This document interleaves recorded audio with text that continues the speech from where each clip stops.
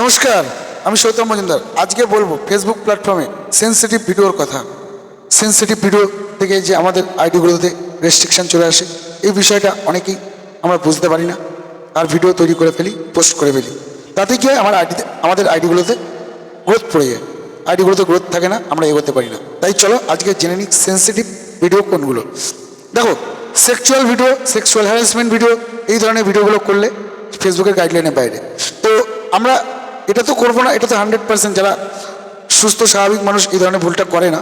কিন্তু তার মধ্যে যদি আমরা কিছু ভুল করি, সেটাতেও কিন্তু সেক্সুয়াল হ্যারাসমেন্টের এলিগেশন চলে আসতে পারে।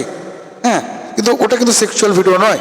সেটা কি, সেই জিনিসগুলো আমরা জানি না বলে আমাদের প্রোফাইলগুলোতে সেক্সুয়াল হ্যারাসমেন্টের ইস্যু দিয়ে দেয়। তো চলো সেটা বুঝে নিই। সেই জিনিসগুলো করবো না। আমরা লাইভে কখনোই খালি গায়ে বসবো না, এটা হচ্ছে প্রথম ভুল। এটা তো সেক্সুয়াল হ্যারাসমেন্ট আসে, ঠিক আছে।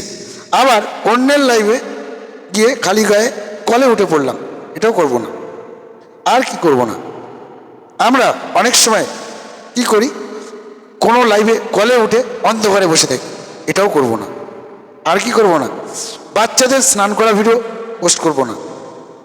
নিজে স্নান করছি খালি গায়ে, সেটাও করব না।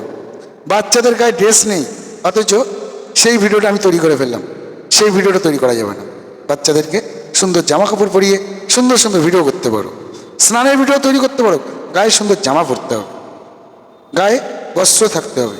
সুতরাং এই কাজগুলো যদি তোমরা করো, তাহলে কখনোই তোমাদের ভিডিওতে কখনোই ইস্যু আসবে না, সেক্সুয়াল হ্যারাসমেন্টের ইস্যু আসবে না।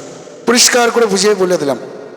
আর এই ভিডিওটা পারলে আরও একটু শেয়ার করে দাও, সবাই যাতে বুঝতে পারে আর ফেসবুকে এগিয়ে চলতে পারে। আমি ছিলাম সৌতম মজুমদার ফ্রম ওয়েস্ট বেঙ্গল।